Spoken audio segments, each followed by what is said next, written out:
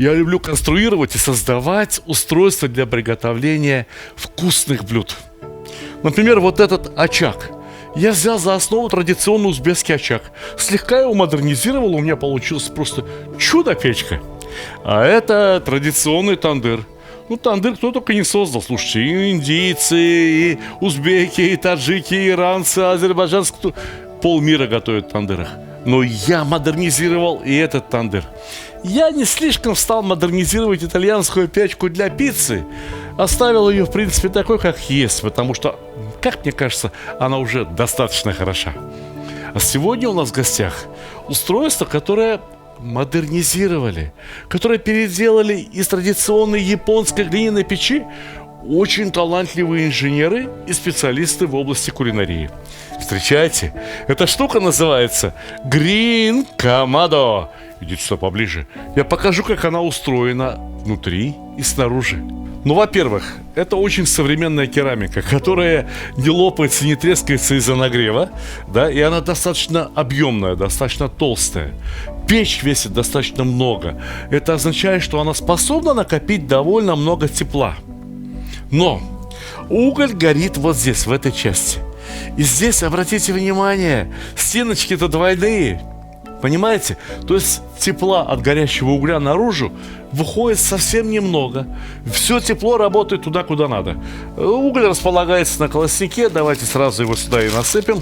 Сначала бумажку зажигаем. Упаси Господь, если кто-нибудь в такую керамическую печь нальет, как это называется, жидкость для розжига. Не делайте так. Вы испортите печь, я думаю, что навечно. Бумажка от угля. Кстати говоря, вот эта фирма Green Kamado, они выпускают и уголь свой собственный. Уголь дубовый, очень тяжелый. Я говорил вам, я учил вас, что хороший уголь обязательно должен быть тяжелым. Он не может быть легким. Кажется, я насыпал слишком много, но это вообще не проблема, это вообще не беда, потому что интенсивность горения здесь регулируется поддувалом. Посмотрите, вот такая сеточка, да? Если через сеточку поменьше воздуха идет, и можно совсем можно сделать так, чтобы вот прям фитилек горел. Понимаете? Можно отрегулировать и получить в этой печи любую температуру. Хотите организовать долгое томление, хоть на 12 часов? Может.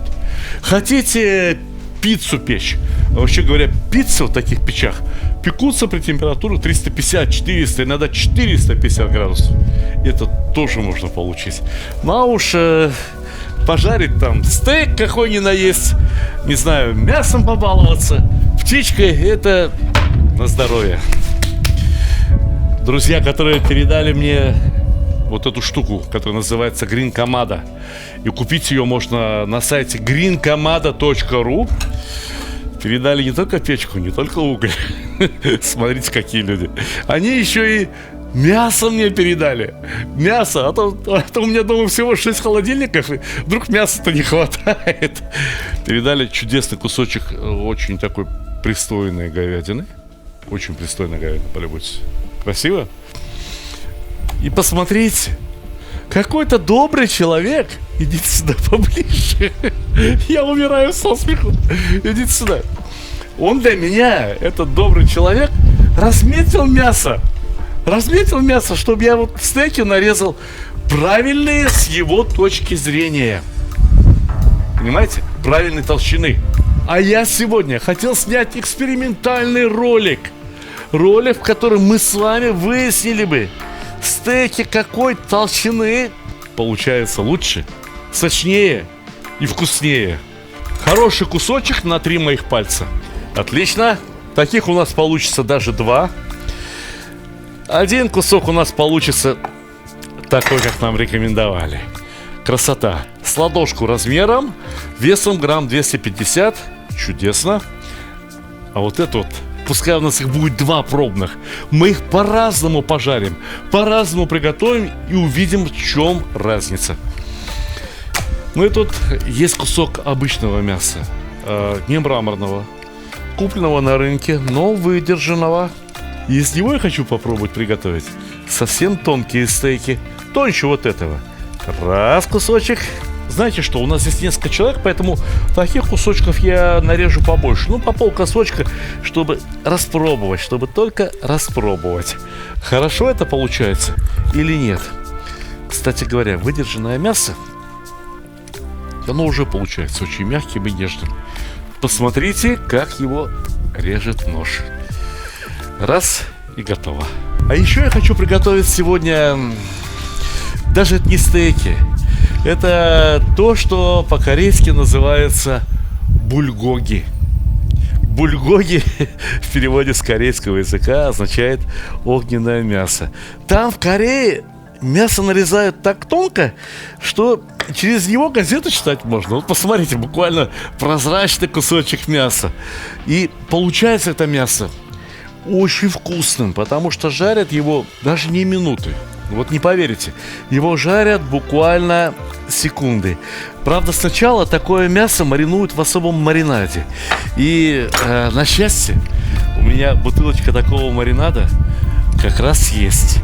Я вам покажу, может быть, вам попадется где-нибудь, купите тоже. Вот он так и называется, маринад для бульгоги. Это не реклама. Мне за это никто не заплатил. Как жаль. Как жаль, что нам никто за это не заплатил. Но я просто делюсь с вами полезной и хорошей информацией. Потому что вот эти корейские готовые маринады работают ну просто как ураган. Мясо получается восхитительно вкусным. Но какой бы хороший ни был маринад, я Стали Ханкишиев. Я привык все солить. Я сначала посолю вот мясо, а потом маринадом при помощи кисточки. Правда, маринада должно быть довольно много. Вот посмотрите. Ух, какая красота. И знаете, он пахнет. Он пахнет восхитительно. Вот прямо очень, очень вкусно пахнет. Ну все, пусть постоит. И еще бы правильнее было бы, чтобы постоял не здесь, где сейчас адски холодно, снежинки падают, май месяц называется в Москве, а пусть постоял бы в теплом месте. Мясо, прежде чем отправляться на гриль, должно согреться. Оно должно иметь как минимум комнатную температуру. Ну и вот эти куски мяса тоже следует просолить. Я учился в институте. В хорошем институте. У хороших преподавателей, буквально у профессоров. И я отлично знаю, что такое осмос. И почему, если посолить мясо, из него выходит немного мясного сока. Чем толще кусок мяса, тем обильнее я его солю. Вот эти тонкие куски можно посолить более чем умеренно, потому что соль в них проникнет, ну, буквально, не знаю, там, за 15-20 минут мясо будет уже достаточно просоленным. А вот эти крупные куски мяса, хорошо бы, чтобы они постояли вместе с солью хотя бы пару часов. Да, крупинки соли заставят выделиться сок. И в этом самом соке соль и растворится. И только раствор соли способен проникнуть вглубь мяса. Уж некоторые говорят: нет, солить не надо, мы пожарим, потом нарежем и посолим сверху. Ерунда получается. Ерунда на постном масле. Мясо отдельно, соль отдельно. Кстати говоря, про постное масло постарайтесь не забыть, ребята. Хорошо бы смазать маслом не решетку, а именно сами куски мяса. Для чего? Ну вот ровно для того, чтобы мясо не прилипало к решетке. И еще раз вернемся к соли. Ну, можно, конечно, посолить и потом. Только вот это несоленое мясо, когда оно попадает на наши вкусовые рецепторы, не опознается нашим организмом в качестве еды. Когда попадает в рот соленое мясо, извиняюсь за подробности, выделяется слюна. И мясо кажется нам очень сочным, очень вкусным. Когда попадает несоленое мясо, у него и цвет другой, у него и запах совершенно другой. Да вот, посмотрите, вот этот кусок мяса, только что от него отрезали. Мясо соленое моментально меняет цвет. Точно так же оно меняет и вкус, и запах. Я не случайно сначала соль, а уж потом перец, потому что перец сработает в любом случае. Масло, в том числе и для того, чтобы в нем растворился аромат черного перца. Некоторые говорят: черный перец сгорит, там огонь будет. Не сгорит ничего. Мясо влажное. Нагреть его выше 100 градусов можно, но только тогда, когда из него влага испарится. Потому что вода выкипает при температуре 100 градусов. Ну как при температуре 100 градусов, или даже 130, или даже 150 может сгореть черный перец? Да нет, конечно. Поэтому вы не слушайте этих теоретиков, а слушайте меня, человека, который не просто знает теорию, но который проверяет ее на практике. Итак, сегодня мы с вами будем проверять, стейк какой толщины лучше всего выглядит в нашем желудке. Судя по термометру, в печи уже 300 градусов. И уголь разгорелся, потому что дым не идет. Хороший уголь должен гореть без дыма. Ну, посмотрите, полюбуйтесь. Красавица, а не уголь. И сверху этого угля решетку. Знаете, некоторые раскаляют решетку едва ли не до малинового цвета. И потом, когда кладут на нее мясо раз и моментально почернело. Не думаю, что это правильно. Цвет вот этих полосочек от гриля на мясе должен быть красным, очень аппетитным. Но ни в коем случае не черным. Я хочу приготовить толстые куски мяса, толстые стейки, двумя разными способами. По одному способу я буду готовить так, как считаю нужным, с перерывом, с отдыхом для мяса. А второй кусок мяса я буду готовить при более слабом нагреве и за один раз, то есть довольно долго. Вот эти тонкие куски мы приготовить всегда успеем, и им готовится буквально по 2 минуты, больше не надо. Ну а сейчас надо прислушаться к мясу. Когда оно зашкварчит, самое время переворачивать.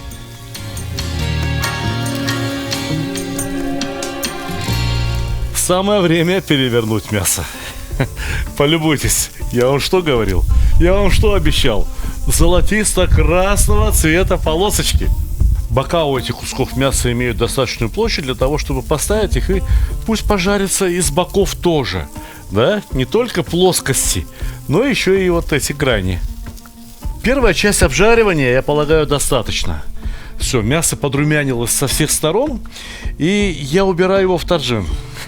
Знаете зачем? У меня таджин тоже керамический, и я его подогрел в духовке. Если бы сейчас здесь было чуть потеплее, но было бы такое нормальное лето, то можно было бы просто убрать мясо в какую-то отдельную посуду и дать ему постоять, чтобы тепло из наружных слоев мяса проникло к центру, и только потом продолжить жарить. Ну а сейчас я перекрываю доступ кислорода, оставляю совсем-совсем небольшую тягу, потому что следующий кусок мяса я начну жарить вот при слабом нагреве и буду его жарить до готовности. Посмотрим, что у нас получится. Куда бы его положить? Да вот пусть вот здесь и лежит.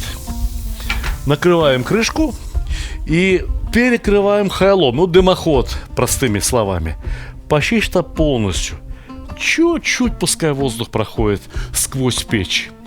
И мясо пускай именно печется, а не жарится на очень ярких углях. Я по профессии не повар. Я автор кулинарных книг. И это моя 11-я книга, самая новая, из типографии. Давайте сначала рассмотрим обложку. Название «Земля, душа и еда татар» вполне отображают содержание книги. Обычно ведь на обложке полагается изображать, ну, я не знаю, какую-то еду. А здесь ни одного блюда. Но зато здесь есть целых 2 QR-кода. Наводим камеру смартфона на QR-код, и открывается замечательный татарский танец. И не просто танец, а демонстрация самых главных, знаковых татарских блюд.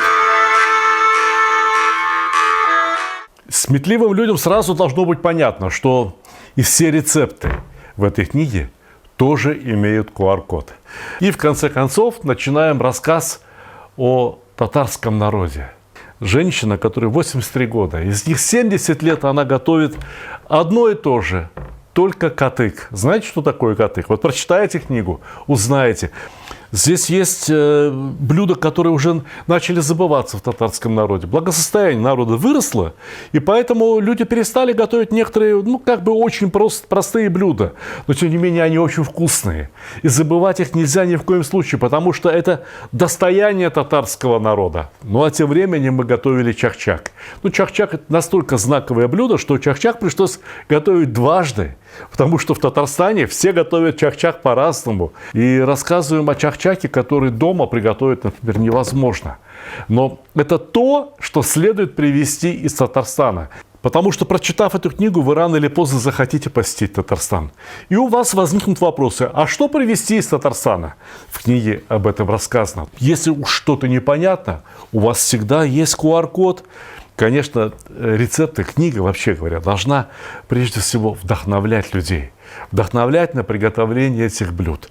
Для этого требуются вот такие фотографии. Каждую ниточку скатерти, каждую крошку сахара видно на наших фотографиях. Полюбуйтесь, какая фотография. Аппетитно? Захотелось? В книге более 70 рецептов. Очень много рассказов о специалитетах. Мы ездили по всему Татарстану со съемочной группой, с киносъемочной группой. Снимали что-то там, что-то снимали вот здесь. Ко мне приезжали вот сюда, вот прям сюда ко мне приезжала, значит, там знаменитая татарская кулинар, которую зовут Резида Хусаинова. К нам приходили профессионалы, к нам приходили любители. Мы ездили по районам, бывали в селах, бывали в домах у сельских жителей Татарстана, которые готовили для нас вот эти замечательные блюда. В Татарстане очень многое готовят в печах. Точно так же, как вот в русской кухне. Абсолютно уверен, что эта книга понравится любому человеку, кому ее подарят. И эта книга станет украшением вашей домашней коллекции кулинарных книг. Она огромная по размерам, здесь 440 страниц. Бумагу мы выбрали самую лучшую, которую только возможно было вообще приобрести. Поторопитесь с заказами, дорогие друзья. Скоро новогодние праздники, да и дни рождения не кончаются. Да и вот подарок просто хорошему, дорогому человеку, такая книга, мне кажется, это хорошая идея. Успехов и приятного вам аппетита. Кусочек мяса жарится уже минут 10, наверное. Ох, какой дым красивый выходит. И самое время вставить в него щуп термометра, чтобы контролировать его готовность. Потому что я и дальше намерен запекать этот кусок мяса именно под крышкой. Подойдите поближе. Посмотрите, как протыкается кусок мяса. Чувствуете, что он внутри еще как будто бы и жидкий. Понимаете, в принципе, можно было бы и не вставлять в него термометр. Вот потому как мясо колеблется внутри, оно внутри еще как бы жидкое. Можно было бы понять и без термометра, что тут температура не выше 35 градусов. А хорошая говядина получается, когда она достигает температуры примерно 50-52 градуса. Но не выше. Я вас прошу. Особенность этого керамического гриля состоит еще и в том, что мясо нагревается не только с одной стороны, не только со стороны горящего угля, но буквально со всех сторон. Ведь он очень горячий, все уже, к нему не прикоснешься, хотя 200 градусов всего лишь на все показывает. И вот эти 200 градусов обогревают мясо и сверху, и с боков, и снизу. В принципе, кусок мяса можно было бы и не переворачивать, но я время от времени это делаю. А еще я хочу обратить ваше внимание, как много дыма накапливается внутри этой печи. Ведь фактически мясо сейчас не только запекается, но еще и коптится, напитывается дымком, который, собственно говоря, из самого мяса и происходит. Мясной сок, мясной жир капает туда в уголь, и вот возникает этот белый густой дым. А это розмарин. Розмарин, если его опустить прямо на угли, дает восхитительный, изумительный запах. Вот этот запах мясу, как я думаю, не помешает. Мы выходим практически на финишную прямую. Все, мясо готово. Термометр говорит, что мясо более чем готово, и дольше его жарить просто не надо. Однако, как бы ни было приготовлено мясо, что мясо жареное, что мясо запеченное, что шашлык, не надо его резать сразу. Надо его положить, дать ему полежать, чтобы соки внутри этого мяса успокоились. А нам сейчас пора открыть поддувало и дать разгореться угольку как следует. Мы сейчас будем жарить на мощном нагреве при открытой крышке. Видали как? Приоткрыл поддувало, и все, сразу пошло как надо. Постоянные зрители нашего канала слышали, наверное, неоднократные мои сетования на то, что у мангала нет ни тормозов, ни педали газа. А вот здесь есть и тормоза, и педаль газа. И это супер. То, что мы можем регулировать температуру, то, что температура подчиняется нашим желаниям, а не мы подстраиваемся под температуру. Это замечательно. Второй этап приготовления первого куска, который мы решили жарить в 2 этапа. Давайте его положим здесь. Совсем тоненькие кусочки я положу потом, а вот этот вот 2-сантиметровый. Раз и зашипел. Раз и зашкварчал. Решетка достаточно горячая. Я думаю, что для этого куска мяса достаточно минут 8. Посмотрите, он еще очень-очень мягкий внутри. И понятное дело, что ему до готовности бесконечно далеко. Ну, почему бы не узнать, какова его температура внутри куска мяса? Будете смеяться, больше 30. А снаружи ему еще румянится до румянится. Что такое хороший, правильно приготовленный стейк? Это стейк, в котором решено уравнение, при котором корочка снаружи стейка румяная, а внутри стейка мясо красное, либо розовое и очень сочное. Так вот, мясо румянится при температуре от 130 до 150 градусов, а розовый, либо красный цвет имеет при температуре от 50 максимум до 56 градусов. Вот и попробуй справиться с этой задачей.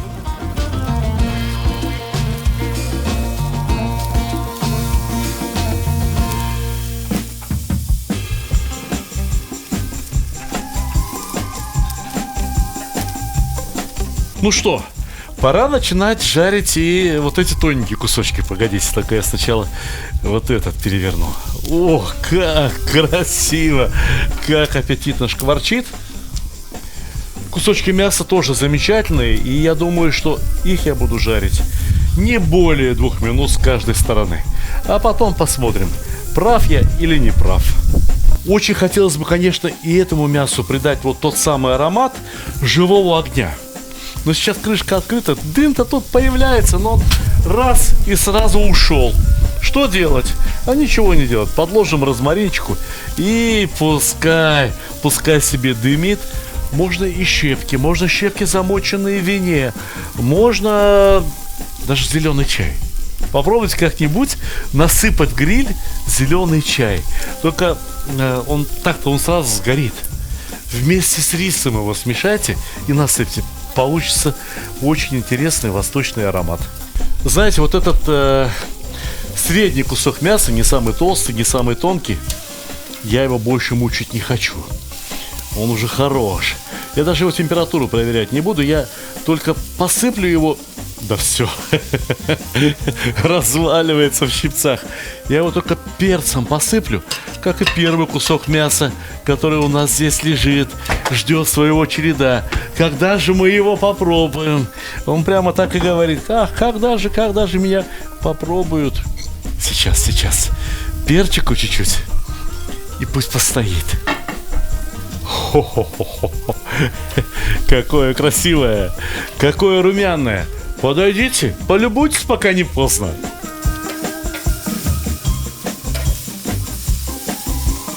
Послушайте, ну это все.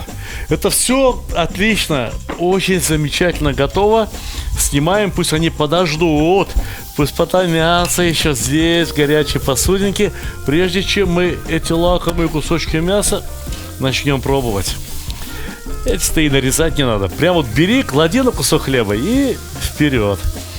А вот эти толстые надо будет аккуратно нарезать. не забудьте посыпать перцем. Можно было бы, в принципе, посыпать перцем еще до того, как мы начали жарить. Еще лучше получилось бы. Ну ладно. Пойду на поводу у публики. Тем более, что мне осталось-то приготовить только вот это вот корейский бульгоги. Да здесь мясо-то, господи, боже мой. Совсем чуть-чуть. Ему перчика вот, щепотки буквально хватит. Ну а сейчас все в режиме реального времени. Прям вот засекайте, считайте, давайте. 1, 2, 3, вот так, вслух. Считаем, и мясо готово. Поехали.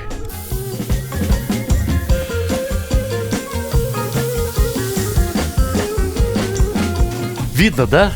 Мясо насквозь меняет цвет. И все, переворачиваем. Куда его? О, даже лишнее пожарил. Потерял навык приготовления бульгоги. Ну ничего, зато следующие кусочки получаются просто отменными. Знаете, как такие кусочки мяса едят в Южной Корее? Берут такие просторные листья салата, кладут туда дольку чеснока.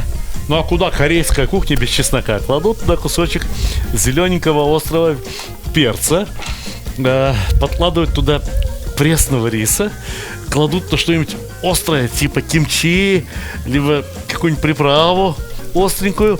Все это сворачивают в кусочек. И потом можно я правду скажу? Ну из песни слова не выкинешь. Ну как можно рассказывать про корейскую кухню, не рассказать, что они пьют сойджу. Вы узнаете потом из словарей, что это такое. Выпивают рюмочку сойджу и закусывают этаким, как это сказать, это не бутерброд, эдакий ролл из овощей, вот такого восхитительного мяса, кимчи и кусочка риса.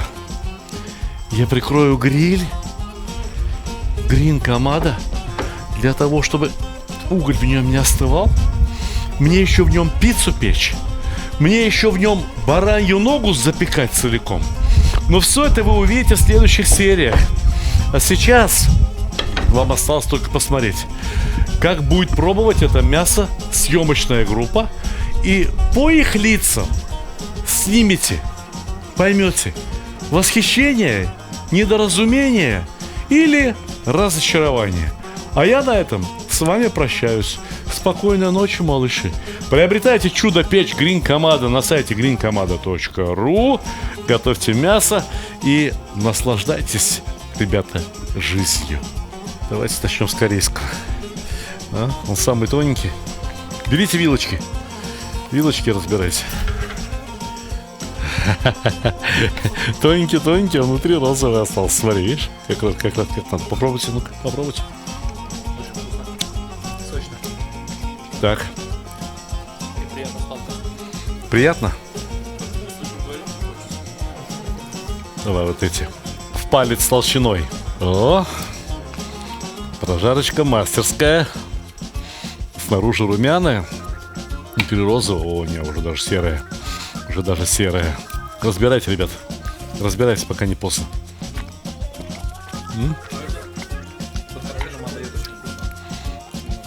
И стейк, что называется, средней толщины. О, однако вот эта полоска серая совсем, она мне не очень нравится, откровенно говоря. Нет, съесть-то все можно. И более того, я точно знаю, они сейчас скажут, что это вкусно. Но хороший стейк не должен иметь такой толстый серый слой. В нем должно быть как можно больше вот такого розового и как можно меньше серого. Пробуйте, пожалуйста. Давайте. Приятного аппетита.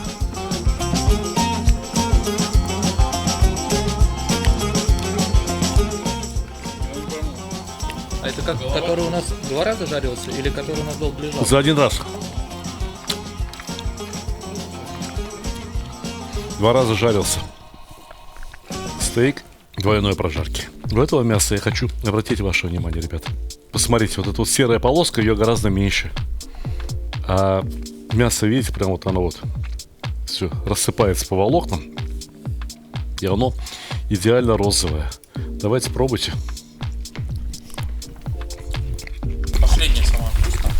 они все очень вкусные. И самые насыщенные. Вот же он тонкий. Вы все перепутали.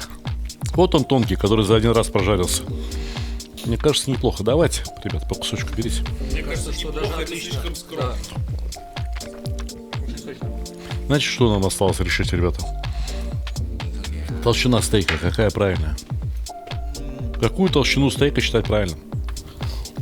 Он последний вообще обалденный. Мне кажется, что любой может быть, это дело вкуса. Последний самый по мне вкусный. Ну, не знаю, сложно сказать. Все вкусные. Как ты сказал, любой? Да. Дело вкуса, но вкусно все. Жарьте хоть стейки, хоть шашлыки, хоть котлеты. Любого размера, любой толщины. Самое главное, слушайте дядю Сталика Ханкишиева. И вам будет всегда вкусно. Давайте. Вот теперь уж все. Теперь уж точно, пока. Видите, у нас очень много дел. У нас вот мясо надо доесть. Режиссеры, выходите.